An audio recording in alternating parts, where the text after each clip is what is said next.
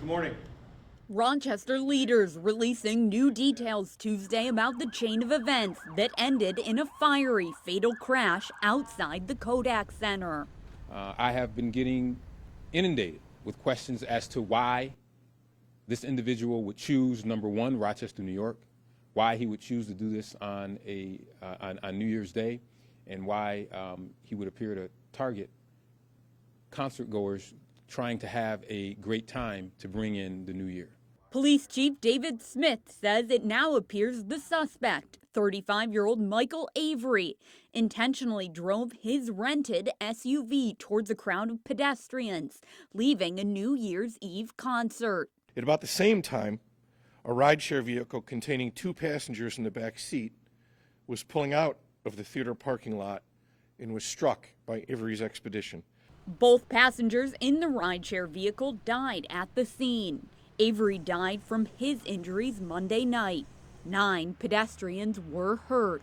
And they were expecting to be able to ring in the new year and have a good time, but instead we have individuals that are now going to be burying family members, and we have people who have now life-altering injuries because of the choices that this suspect made. Police say more than a dozen gas cans were discovered inside and around Avery's rented SUV at the crash scene. On December 30th, between 9 a.m. until about 6 p.m., Avery made at least a half-dozen purchases of gasoline and gas containers from different locations throughout the Monroe County and Ontario County areas. Authorities searched Avery's hotel room and his personal vehicle that was left at the airport for evidence, but say they have not recovered a suicide note.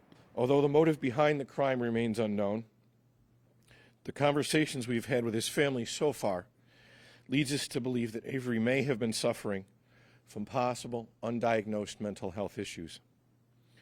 At this time, we've not been able to identify that there was anyone else involved in the crime or that it was part of a larger plot. The FBI's Joint Terrorism Task Force also investigating the incident. We've uncovered no evidence of an ideology and no nexus to terrorism, either international or domestic, so far in the investigation. While authorities work to determine a possible motive, Rochester's mayor is asking for the community to pray for the victims, as well as the first responders who tried to save Avery's life.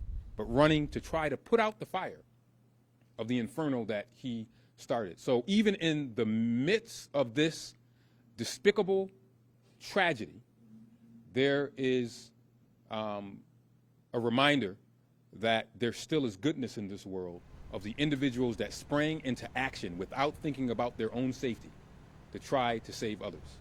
Jackie Napier, 13 WHAM News.